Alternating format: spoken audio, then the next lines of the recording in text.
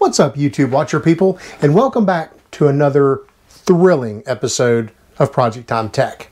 Today, we're going to get involved in this UeeVii ceiling mount wireless AP unit. They sent this thing over and asked if we'd give it a try. Sure, we'll give it a try. It's pretty interesting because it looks like this thing can be a router or be just a wireless AP, or it can be part of a mesh network with a controller. So pretty flexible, I guess.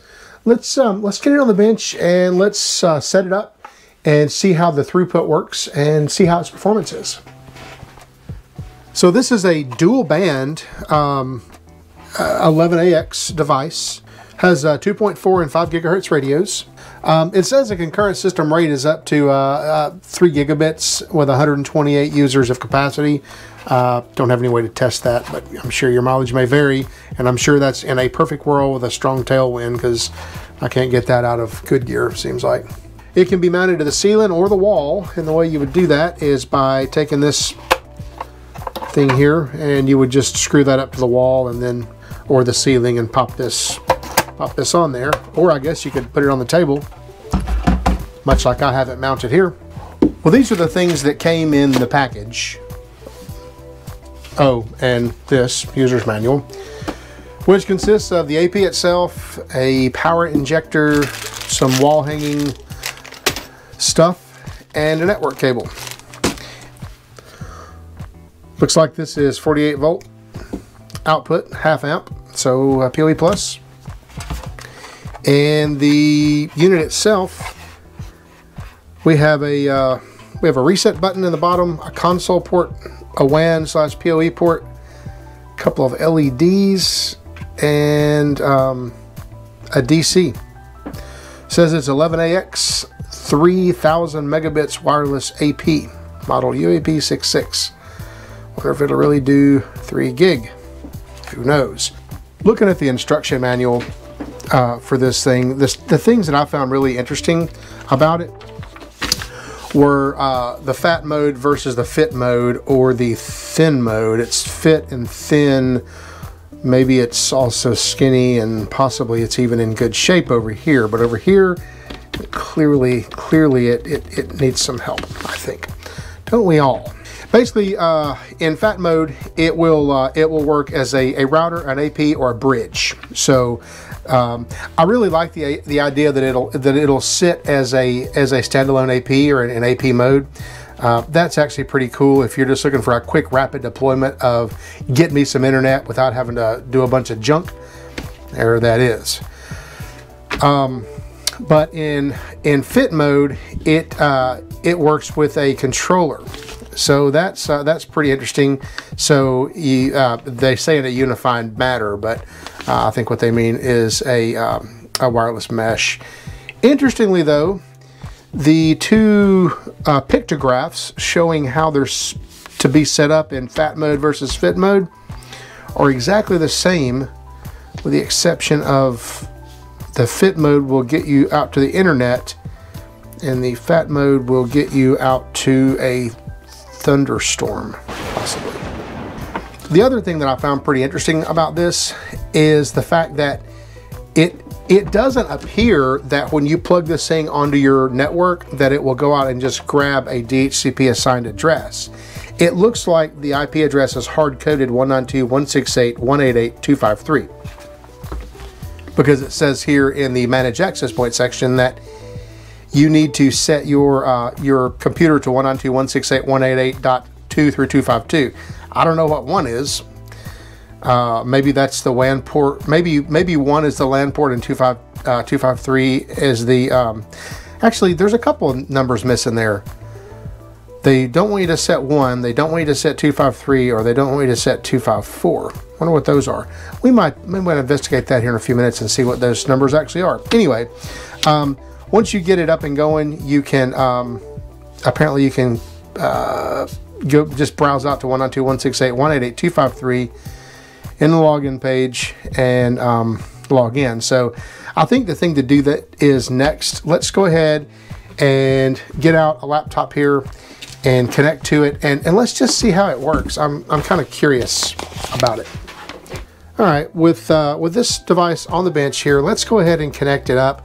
I'm not going to use the PoE injector because I already have PoE here in the room. This cable here, this goes over and plugs right into a UeeVii switch that has a 10 gigabit fiber connection back out to my house. So this is 1 gigabit that we're going to plug into here, PoE, and that should give us a 10 gigabit connection back to the house. So we should have all the bandwidths and be able to actually see what this thing does. So let's plug it up.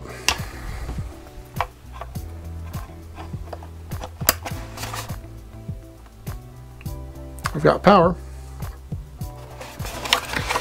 Also, what I've done is I have gone into network connections here under my Wi-Fi, and I have statically assigned myself an IP address. Actually, I don't have a default gateway.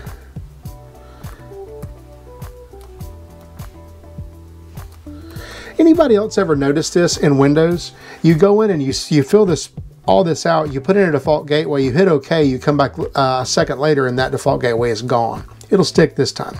Anyway, I have myself set up with a static IP address that is on my home network. And the reason I did that is so I could go into the Advanced tab here and set a secondary IP address of 192.168.188.2. And the reason I did that is because this device here has a management IP address of 192.168.188.253. I'm sure you can change that, but for the sakes of what we're doing here, this makes it where I can get to my home network and I can also get to the management page of this back and forth a little bit quicker. All right. At this point, I have some Wi-Fi ready to go. Let me enable my Wi-Fi card, and this thing should have a 2.5 and a 5 gigahertz network out of the box ready to go. And it says here that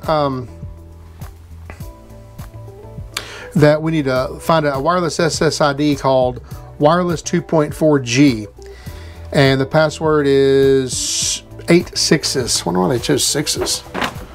So we can minimize this and hopefully not have to come back to that for a while. And for Wi-Fi, I'm sure I'm connected to myself. Here's a 2.4 and a 5G, so we'll start with the 2.4.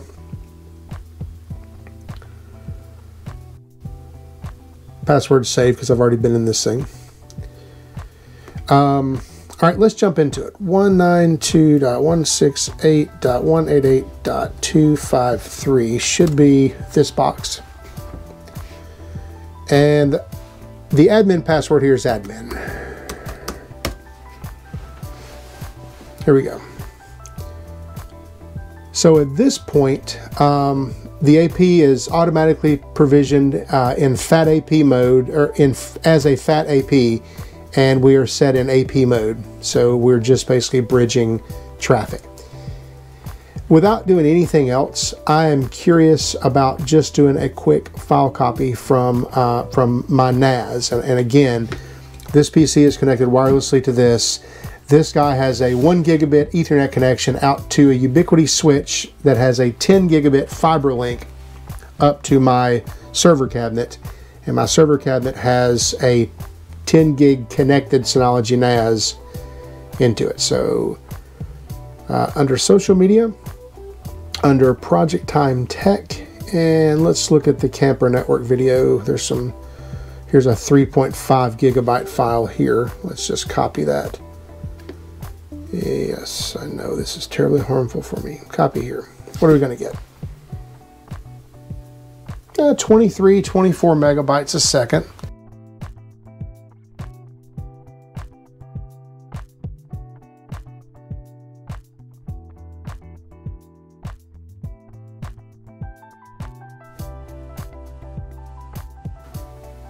All right, so let's just say somewhere around 23 on average. That sounds good enough for me. Now let's jump over to the 5 gigahertz network.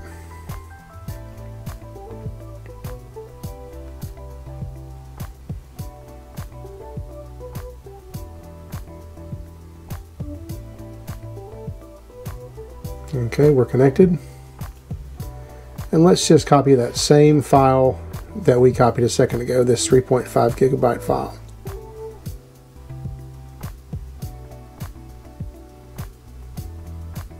Around 50, 51, 50, 51, something like that now. In the 40s. So it's going to peak in the 50s, but it's faster. It's about twice as fast.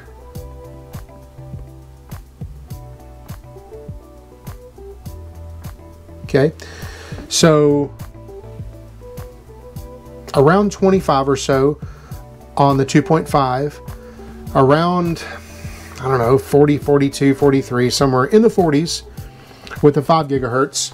Let's compare and contrast that with my UeeVii deployment.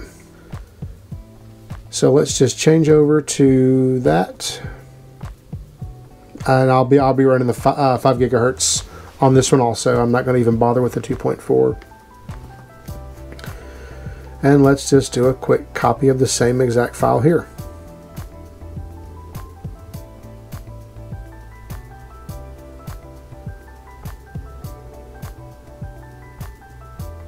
It actually performed a little bit better for me than my my UeeVii. Of course, I do have an AP light in this room, so there's only so much throughput that it can handle. But there again, it's it's on par. Now let's completely contrast that with what happens if we take the cord and plug it directly into the laptop and do the same file copy that way. So unplug from here,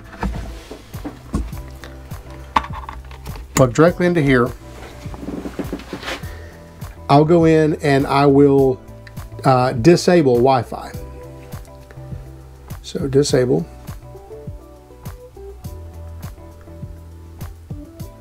And okay, so it has an IP address from the network. And at this point, let's copy the same file. Okay, 240 megabytes a second, 250 in that neighborhood. So that's what it looks like, you know, with wired versus UeeVii AP Lite versus 5 gigahertz UeeVii and 2.4 gigahertz UeeVii. Anyway, let's get back in this thing and look around some more. Let's see what all else it can do for us.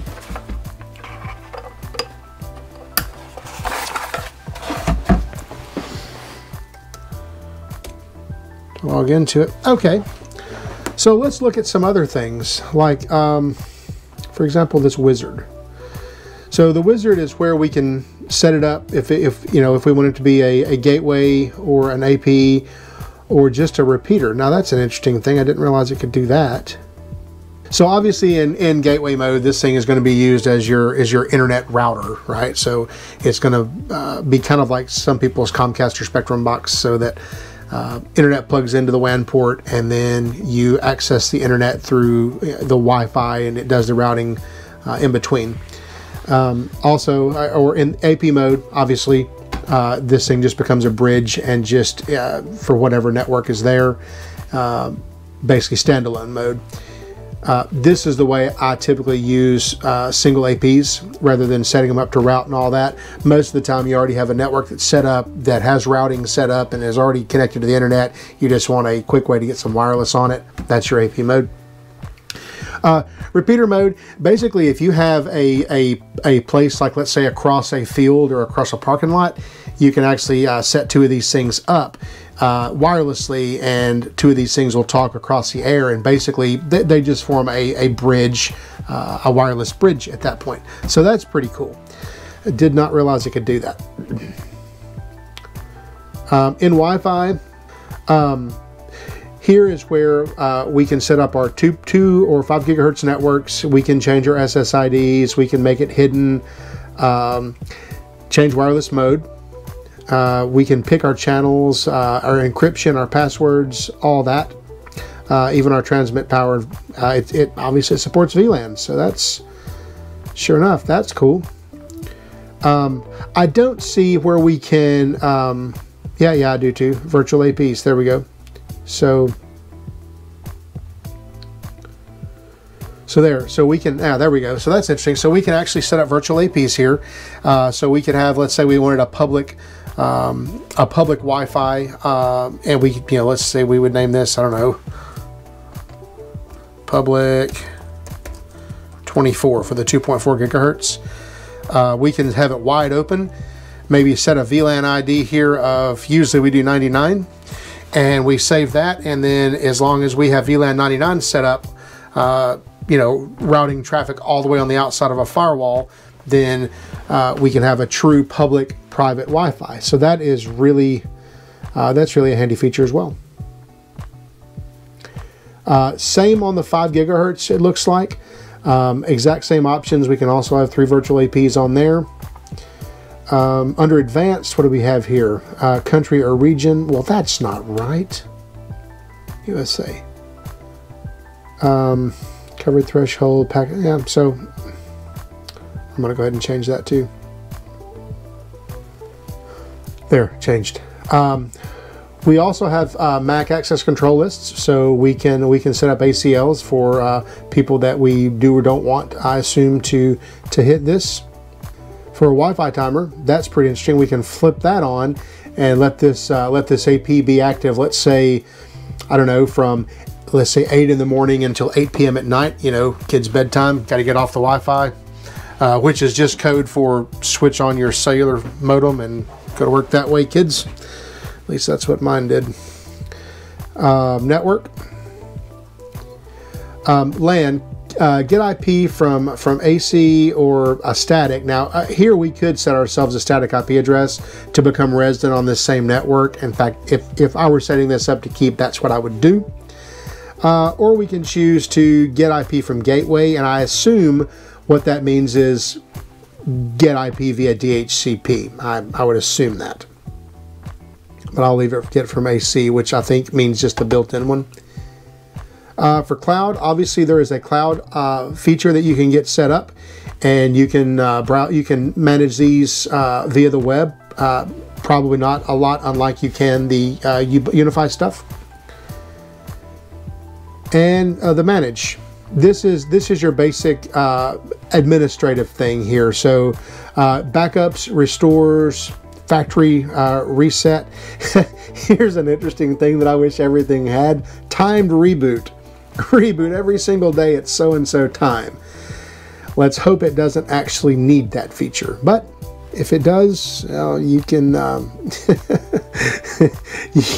you can change this thing to reboot every Tuesday at noon or whatever. I don't know. There's an upgrade option here, so you can go out and download the file here, drag it over, and put it back up. NTP time, so this would be setting all of your clock, internal clock. And then we have some logging here, which actually there's quite a bit of logging here, very Linuxy. So if you have any issues, there's that. And finally, you have the couple of things up here. This right here is reboot the device, change your password, or log out. In this case, we'll log out. Okay, so there, that's a quick demo of it. So really, at the end of the day, for the price of this thing, it's like 120 bucks or something like that on Amazon. I want to go ahead and put a link down there at the bottom in the description of this video, in case you guys are interested. This is probably going to be a decent budget solution, for somebody out there. Seems like it does a lot of stuff in one little bitty box. So, yeah, I give it a thumbs up. Guys, hope you liked the video. I appreciate you watching. Hope you enjoyed this review. And till next time, thanks for watching.